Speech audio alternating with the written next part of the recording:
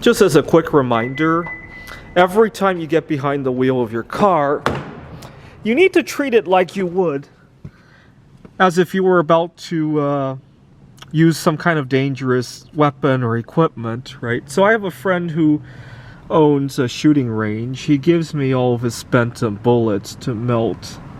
And when I go there, people really respect what they're holding on their hands, right? They realize that one misstep, they could kill or hurt themselves or somebody else in that shooting range, right? I had some friends who practiced some extreme sports, right?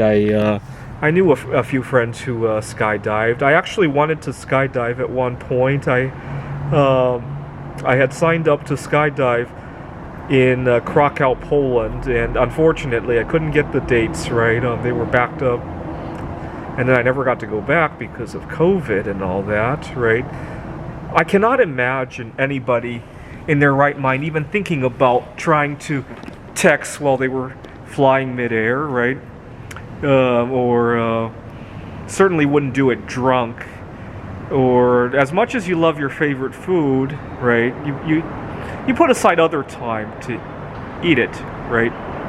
You wouldn't do it in the middle of a skydive. I guess there are some stunt skydivers who might eat something. I know the Red Bull guy. I don't think he drank a Red Bull while he was doing the skydive, though. But he has the world record for the highest skydive. Wasn't quite out to outer space yet, but you get the idea, right? Even he knows that he can put aside the Red Bull for some other time. But you gotta remember, earlier this month I was recording a lot of videos about not eating while driving. I realized that wasn't the right message. The real message is as soon as you turn the key in your car, right, or you don't really turn the key these days, you press the start button. As soon as you do that, you gotta realize that this is just like a weapon that you might pick up at a shooting range, or skydiving, or you guys know that I love to make metal sculptures, right? A pot of molten lead, right? Or some other dangerous equipment or gadget or weapon. You really have to treat it like that. I'm not exaggerating. If everybody treated driving like that, I think our roads would be a heck of a lot safer, right? Why do you think we have so few plane crashes or even disasters in space? Probably happen a lot less often than car accidents. Why? Because these are people who recognize that they're working with a dangerous weapon, right? You really do have to treat it like that. No exceptions. If you can't do that, then call an Uber, please. So I hope you will join me in signing this pledge.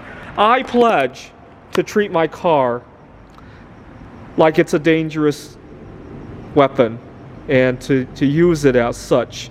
And you can sign the pledge by disliking this video.